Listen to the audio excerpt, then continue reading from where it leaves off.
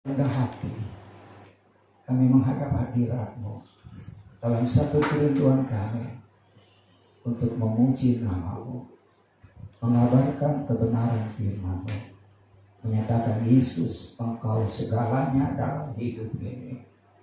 Kami yang dalam ruangan ini Tuhan pakai dan berkati dan mampukan kami untuk menyatakan pesan-Mu.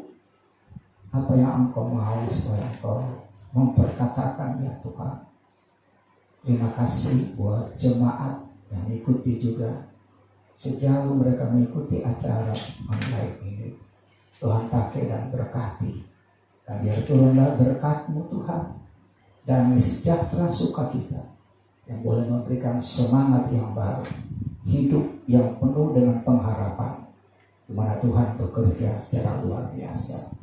Segala intimidasi yang coba mengganggu pikiran, hati maupun keadaan ini, kami tolak dalam nama Yesus, supaya terang kuasa Tuhan dan hadirat Allah turun bersama dengan kami, berada di tengah-tengah kami, di tengah-tengah jemaat yang sedang mengikuti acara ini. Kemuliaan bagi nama-Mu, dalam nama Tuhan Yesus kami mulai dan serahkan semuanya. Haleluya, amin. Tuhan, kekasih Tuhan, selamat kita berjumpa lagi pada pagi hari ini, Minggu tanggal 26 April tahun 2020, dengan sukacita dan kasih Tuhan, berkat Tuhan melimpah, kasih Allah dinyatakan, sehingga hidup ini tetap semangat dan punya pengharapan. Kami akan angkat pujian yang pertama.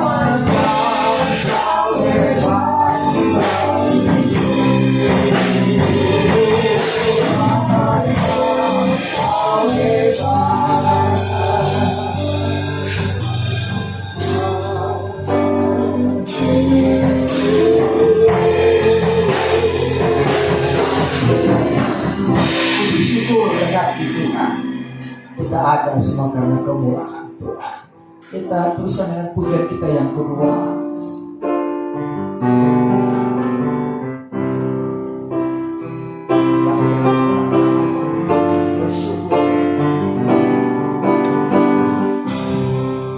Bersyukur selalu bagi kasih-Mu di dalam hidup,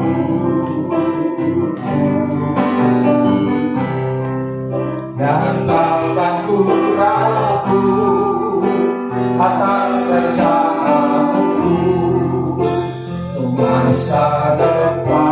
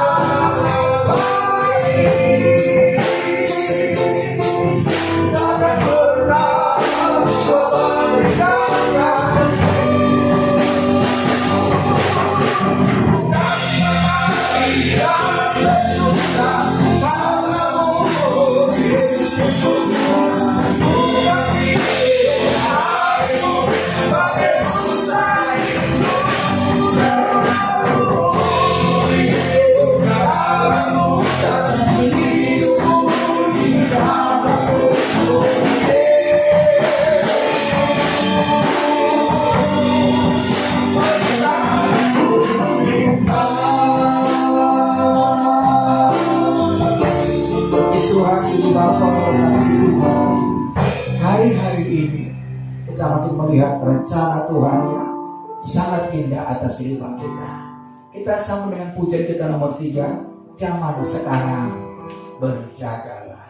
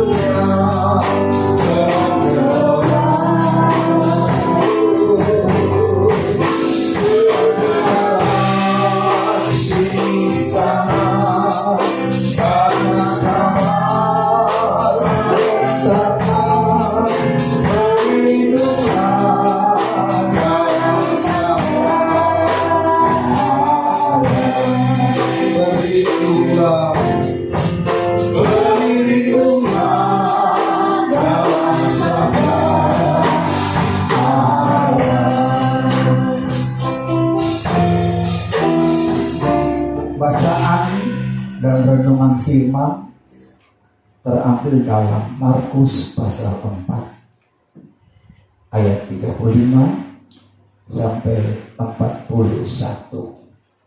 Perikopnya, angin ribut diredakan. Markus 4 ayat 35 sampai 41. Pada hari itu, waktu hari sudah petang, Yesus berkata kepada mereka, "Marilah kita bertolak ke seberang." Mereka meninggalkan orang banyak itu, lalu bertolak dan membawa Yesus beserta dengan mereka dalam perahu di mana Yesus telah duduk, dan perahu-perahu lain juga menyertai Dia. Lalu mengamuklah taufan yang sangat dahsyat, dan ombak menyembur masuk ke dalam perahu, sehingga perahu itu mulai penuh dengan air. Pada waktu itu Yesus sedang tidur di buritan di sebuah tilam. Maka murid-muridnya membangunkan Dia dan berkata kepadanya, "Guru, Engkau tidak peduli kalau kita binasa?" Ia pun bangun, menghardik angin itu dan berkata kepada danau itu, "Diam, tenanglah." Lalu angin itu reda dan danau itu menjadi teduh sekali. Lalu Ia berkata kepada mereka, "Mengapa kamu begitu takut? Mengapa kamu tidak percaya?" Mereka menjadi sangat takut dan berkata seorang kepada yang lain, "Siapa gerangan orang ini sehingga angin dan danau pun taat kepadanya?" Puji Tuhan, kekasih-kekasih yang diberkati oleh Tuhan. Saya yakin bahwa kalau kita ada sampai dengan saat ini, mari kita renungkan sebentar. Mari kita ingat sebentar bagaimana kasih Tuhan dalam hidup ini. Ini suatu anugerah, ini satu kemurahan, ini satu pernyataan perlindungan Tuhan. Kita masih ada, dan kita akan melihat perkara-perkara besar yang Tuhan tunjukkan bagi kita sebagai orang yang percaya.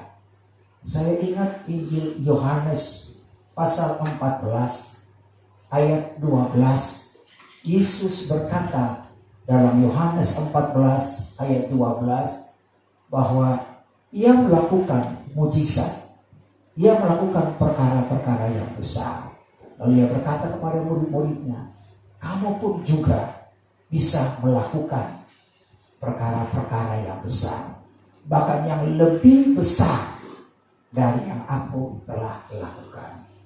Jadi hari-hari di mana kita berada, di mana Roh Kudus pada 2000 tahun yang lalu setelah Yesus naik ke sorga, 10 hari kemudian, tepatnya hari ke-50 atau hari Pentakosta, di atas loteng Yerusalem, disitulah Roh Allah dinyatakan.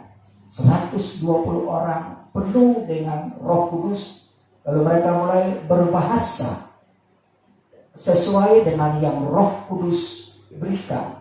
Masing-masing menyatakan bahasa untuk kemuliaan tentang perbuatan-perbuatan yang besar. Jadi kita berada di satu zaman kemurahan Allah, di mana Roh Kudus bekerja secara luar biasa, sehingga sebagai orang yang percaya kepada Yesus Kristus, saya cuma ingatkan kita supaya tetaplah kuat dalam Tuhan. Tetap pegang teguh kepada janji-janji Tuhan. Karena Tuhan menyatakan kuasa yang besar. Di tengah-tengah situasi yang tidak membaik, ya, di mana COVID-19 melanda seluruh dunia. Tapi pun kita bisa mendapat berita yang baik. bahwa bagi bangsa Indonesia, puji Tuhan, walaupun memang ada COVID-19, tapi tetap pembelaan Tuhan, kuasa Tuhan itu terjadi. Dan ini memberikan suatu harapan yang besar kepada setiap kita. Harapan bahwa Tuhan yang berjanji setia, Dia yang berkata, ketahuilah, aku ini ada besertamu sampai kesudahan alam. Bicara kesudahan alam, hari-hari ini sehubungan dengan COVID-19, terlalu banyak berita yang kalau kita salah menangkap, kalau kita salah memahami, maka seolah-olah kita sudah masuk di satu masa kesusahan besar.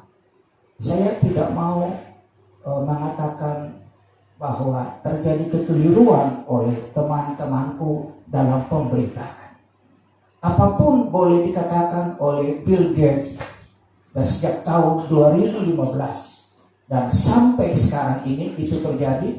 Lalu vaksin yang ia juga keluarkan, kemudian untuk mendeteksi tiap orang, maka di Amerika mereka sudah diproklamirkan untuk menggunakan microchip. Itu tidak apa buat saya, karena itu hanya sekedar untuk mengetahui kondisi tubuh seseorang melalui alat itu. Walaupun memang ini satu alat yang menurut buku Wahyu pasal 13 adalah alat yang akan nanti, saya katakan nanti, digunakan oleh antikris serta pengikut-pengikutnya untuk menguasai dunia dalam 3,5 tahun. Memang itu akan terjadi.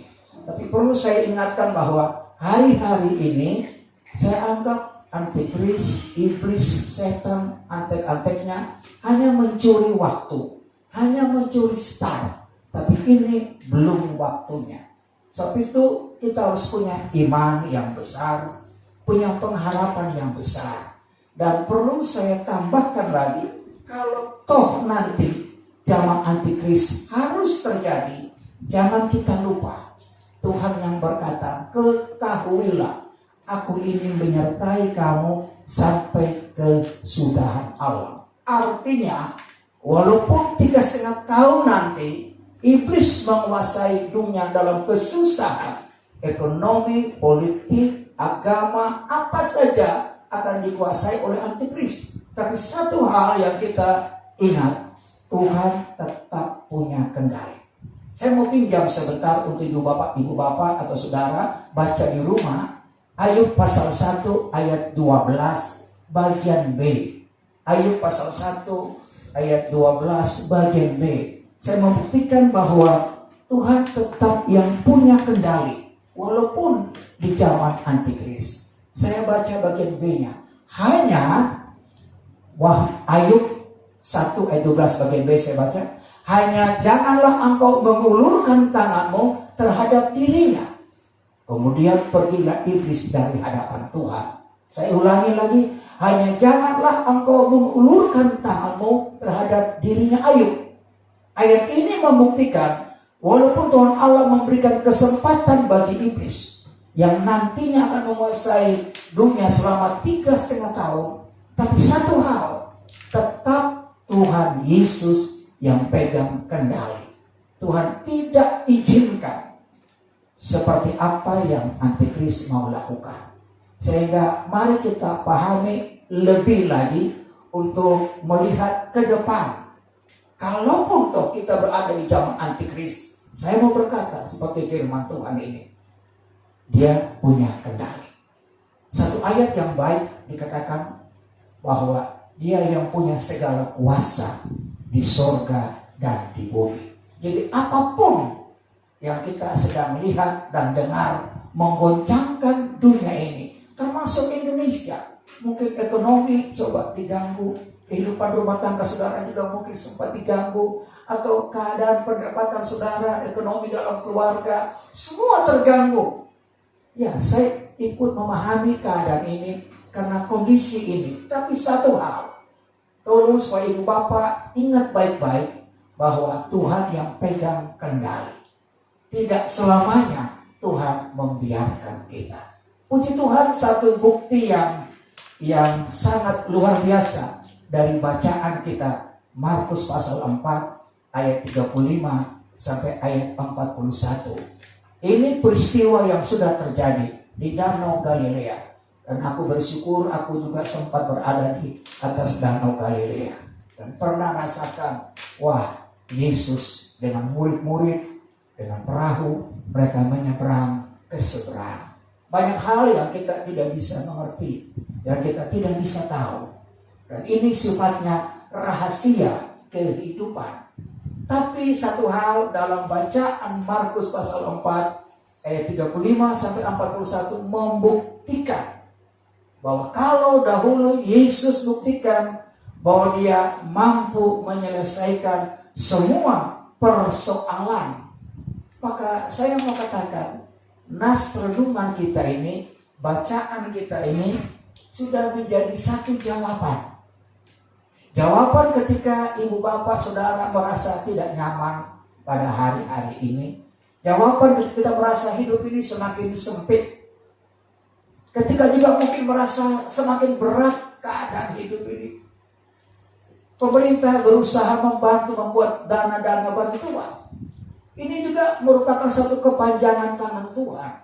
Bahkan Tuhan pakai orang-orang, mengetuk hati banyak orang untuk saling membagi kasih, saling menyatakan kasih.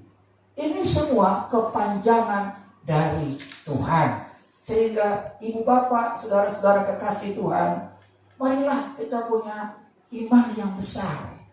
Iman yang mau berkata kepada kita bahwa segala sesuatu hanya dengan iman. Apapun tanpa iman, kita akan merasa lemah di tengah jalan. Kita malah merasa kehilangan patokan, kehilangan kompas hidup ini kalau tidak ada iman. Sebab itu mujizat yang luar biasa yang Yesus lakukan dalam penyeberangan bersama murid-murid. Kalau kita memperhatikan ayat demi ayat, maka ayat 35 berkata, Yesus sendiri yang mengajak. Sejak awal tahun, masuk tahun 2020, firman Tuhan selalu dimulai bahwa biarlah Tuhan yang mengajak kita. Biarlah Tuhan yang pegang tangan kita. Biarlah Tuhan yang bimbing kita. Dan janji Tuhan dalam kitab Ulangan, aku ini ada menyertai dengan kamu mulai dari awal masuk tahun baru sampai tutup tahun. Jadi dari awal sampai akhir, sebagai orang yang percaya kepada Tuhan, Tuhan tahu. Sampai Injil Lukas berkata, sehelai rambut di kepalamu, Ia tahu. Kalaupun itu harus gugur, itu seizin Tuhan. Pendek kata, apapun dengan kehidupan kita sebagai orang yang percaya kepada Yesus Kristus, kitalah orang yang paling berbahagia. Karena kita selalu dikuatkan, kita selalu dibangkitkan semangat. Iman kita dikatrol dengan Roh Kudus, dengan firman Tuhan. Jadi kita akan melihat kemuliaan Tuhan yang besar dalam kehidupan ini. Jadi sekarang kita tahu bahwa perjalanan kita ini di tahun 2020, apapun orang boleh berkata, COVID-19 atau pengaruh-pengaruh antikris, saya mau katakan apa saja boleh. Tapi satu hal, pegang firman. Itu yang penting. Pegang janji-janji Tuhan. Maka kita pasti berkemenangan. Kalaupun dalam pelayaran ada seperti tadi kita baca dalam Markus pasal 4, ada angin ribut, ada gelombang, wow, yang begitu keras, yang menghantam, masuk dalam bahtera, masuk dalam pelayaran ini. Wah, secara manusia, logika kita, pikiran kita, perasaan kita, semua akan bermain, semua akan berbicara. Karena situasi itu satu situasi yang sangat mengejam. Siapa yang tidak takut dalam keadaan itu? Semua pasti takut. Tapi jangan lupa, janji Tuhan, aku beserta dengan kamu. Wow, haleluya. Puji Tuhan. Ini janji Tuhan, satu janji yang abadi. Dia tidak akan mencabut perkataannya. Kalau dia berjanji, dia akan tetap. Dalam Wahyu pasal 19 ada seekor kuda putih yang ditunggangi. Dan penunggang kuda putih itu namanya yang setia dan yang benar. Bukan seperti Wahyu pasal 6 ayat 1-2. Tidak jelas siapa penunggang kuda putih. Wahyu 6 ayat 1 dan 2. Walaupun dia kuda putih, berjubah putih, tapi namanya nggak ada. Dalam Wahyu 19 baru kita ketemukan di situ. Penunggang ini berjubah putih dan di pahanya ada tulisan, ada namanya yang setia dan yang benar. Jadi kita punya Tuhan, Tuhan yang setia. Bukan dia tidak tahu kalau ada angin ribut. Bukan dia tidak bisa merasakan kalau ada goncangan yang keras. Oh, haleluya. Kuncinya hanya tinggal berteriak. Kata-kata murid kepada Yesus Kristus, Guru, apa engkau tidak peduli kalau kita binasa? Saya mau katakan bahwa dari doa yang sangat pendek, karena keadaannya sangat-sangat berat, sangat mencekam. Tapi doa yang pendek ini, Yesus tahu. Dan Yesus sudah bertanya, ada apa? Oh tidak. Oh kenapa? Ah, tidak. Tapi saya mau katakan, saat ini Yesus yang ada bertakhta di surga, di tempat tahtanya yang suci, dari sana pun dia mendengar. Dia bukan hanya menonton ketika Anda dalam kesusahan. Dia tidak hanya melihat-lihat, wow murid-murid sedang kepayahan berdayung. Aduh, hidup ini sulit sekali untuk maju ke depannya bagaimana. Dia ada melihat dan dia tidak hanya menonton saja, tapi dia mau mendengar. Setiap cerita orang percaya yang berkata, Tuhan, tolong, Tuhan, mampukan kami. Maka dengan secepat itu juga dia akan turun dari sorga, tempat yang ketinggiannya, tempat ia bertakhta. Dan dia berkata seperti kepada Petrus dalam Matius 14, ketika Petrus berjalan. Kalau baca di ayat 30 dan ayat 31, Matius pasal yang ke-14 ayat 30 dan ayat 31 berkata demikian. Matius 14 ayat 30 dan ayat 31. Tetapi ketika dirasanya tiupan angin, takutlah Petrus dan mulai tenggelam, lalu berteriak, Tuhan, tolonglah aku. 31. Segera Yesus mengulurkan tangannya, memegang dia dan berkata, hei orang yang kurang percaya, mengapa engkau bimbang? Dari tempat takhta yang tinggi, saat ini dia tidak menonton saya dan saudara yang sedang kebingungan karena keadaan ekonomi, karena COVID-19, atau karena berita-berita tentang microchip, 6, apa saja saya mau katakan. Dia tidak hanya menonton dari takhta yang tinggi, tapi dia mau lihat orang-orang yang percaya, orang-orang yang punya iman yang tidak bimbang, tapi tetap yakin bahwa Tuhan sanggup menolong. Hal yang luar biasa dari peristiwa Markus pasal 4 ayat 35 sampai 41 ini, bagaimana janji Tuhan itu dinyatakan atas kehidupan kita. Lewat siaran online ini, saya mau berkata kepada ibu bapak saudara yang ada di rumah, bangunlah imanmu, jangan takut. Apapun orang boleh berkata, tapi ingat janji Tuhan. Sekali lagi, Tuhan yang pegang kendali. Walaupun 1 Yohanes 5 ayat 19 berkata bahwa putaran poros dunia ini dikuasai oleh si jahat. 1 Yohanes 5 ayat 19 berkata bahwa putaran poros dunia dalam kuasa si jahat. Tapi jangan lupa, saya baca, kita tahu bahwa kita berasal dari Allah dan seluruh dunia berada di bawah kuasa si jahat. Walaupun putarannya ini dipengaruhi oleh kekuatan si jahat. Ya, sebab sejak Yesus naik di kayu salib, dia sudah menang, tapi iblis belum dirantai. Iblis sampai sekarang belum dirantai. Yesus memang sudah menang, tapi iblis belum dirantai. Artinya apa? dalam waktu-waktu ini, sejak dia naik ke surga, Roh Kudus diturunkan. 2000 tahun masuk masa kemurahan Allah, di mana bangsa-bangsa kafir yang tidak percaya bisa mendapat kasih karunia Tuhan. Sehingga siapa yang percaya dikatakan tidak binasa, mereka mendapat hidup yang kekal. Dengan kata lain, tempat kita ini sudah berpindah. Bukan di dunia yang fana, yang nanti kita akan mati lalu selama-lamanya di dunia yang fana ini. Tidak, tapi kita sudah pindah alamat. Kalau tahu kita harus meninggalkan dunia ini, kita berada di tempat keabadian. Puji Tuhan. Sebab itu ingat selalu Yesus yang pegang kendali. Apapun juga, lawanlah iblis dengan iman.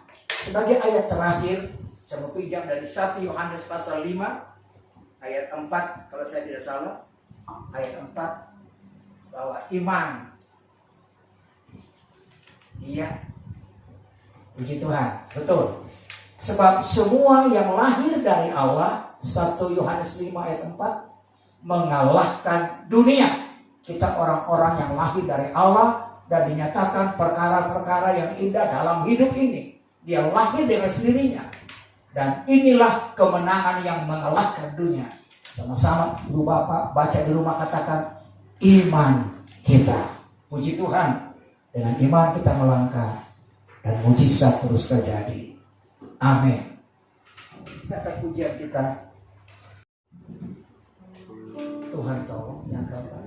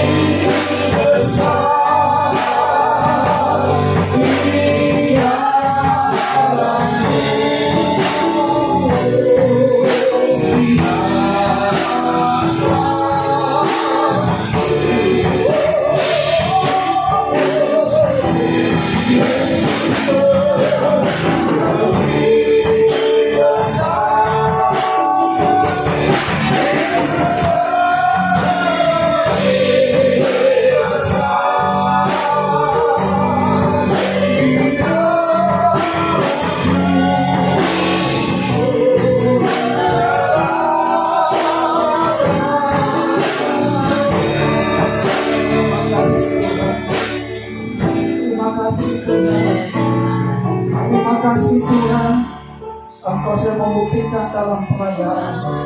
Selamatkan pelayaran itu dengan murid-murid. Engkau juga yang selamatkan kami, bangsa Indonesia ini, di tengah-tengah COVID-19. Tuhan, Engkau pegang kendali. Kalau Engkau yang menghardik, diam dan berhenti segala pengaruh-pengaruh COVID-19 ini, maka dalam nama-Mu Yesus kami berdoa sebagai umat tebusan-Mu yang menerima janji, yang percaya bahwa janji-janji-Mu. Selamatkan bangsa kami.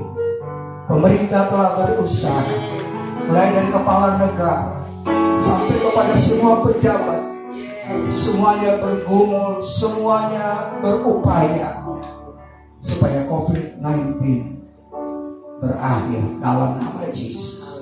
Kami berdoa buat para tim dokter perawat yang ada berjuang di ruang-ruang isolasi saat ini. Berikan mereka kemampuan, berikan mereka kesehatan, kekuatan, rahmati dengan anugerah kasih Tuhan. Tuhan menolong semuanya. Tuhan yang bekerja buat orang-orang yang diberitakan secara positif. Kami berdoa keselamatan jiwa mereka. Kami berdoa untuk keselamatan jiwa mereka. Biarlah percikan darah Yesus, percikan darah Yesus anak domba Allah, nyata supaya keselamatan ada dalam nama Yesus. Terima kasih, kami berdoa buat gereja Tuhan di Indonesia, bahkan di berbagai bangsa, suku dan bahasa yang juga sedang mengalami berita yang sama, COVID-19. Kami percaya di zaman yang makin sulit ini, kami punya Engkau Tuhan, yang punya segala kuasa di surga dan di bumi. Kalau Engkau yang menghardik, maka semuanya itu berhenti, karena Engkau yang pegang kendali. Iblis, antikris, setan, ular tua, apapun juga tak mampu bekerja lebih, karena segala kuasa di surga dan bumi ada dalam tangan-Mu ya Tuhan.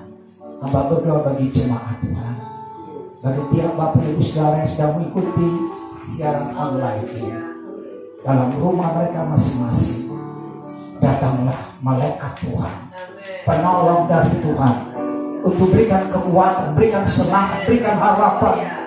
Seperti Allah, Engkau mengutus malaikat-malaikat di zaman Sodom dan Gomora datang melepaskan. Oh Tuhan, Tuhan tolong keluarga Lut yang Tuhan lepaskan. Biarlah malaikat Allah juga datang mengunjungi tiap rumah umat tebusan Tuhan. Di rumah ini juga, di mana kami secara langsung menyampaikan berita dan pujian syukur. Tuhan memberkati. Di rumah di mana tempat anak Tuhan berada, Tuhan berkati. Lalu kami terima berkat-Mu, janji-Mu, imannya, berikan pengharapan yang besar bahwa kami punya hari depan di mana janji Tuhan digenapi. Tuhan tidak akan meninggalkan. Terima kasih. Sekarang Bapa memberkati anak-anak-Mu, memohon berkat-Mu Tuhan, untuk menghadapkan kasih-Mu, menghadapkan wajah-Mu, menyatakan anugerah Tuhan. Lalu biarlah semua dalam kelimpahan, mana Tuhan sanggup mengadakan, sanggup mencukupi. Tuhan yang memberkati. Seperti terimalah anugerah, sejahtera dan berkat dari Tuhan Yesus dalam pernyataan dalam rangka pekerjaan Roh Kudus mulai hari ini sampai nanti hari penyingkiran gereja. Tuhan tak beserta sampai selama-lamanya.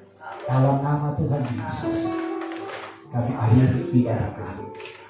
Tuhan memberkati kami semuanya. Haleluya. Sama-sama kita katakan dalam nama Tuhan Yesus. Amin. Selamat, Tuhan berkati kita semuanya. Dalam Tuhan kita bersaudara.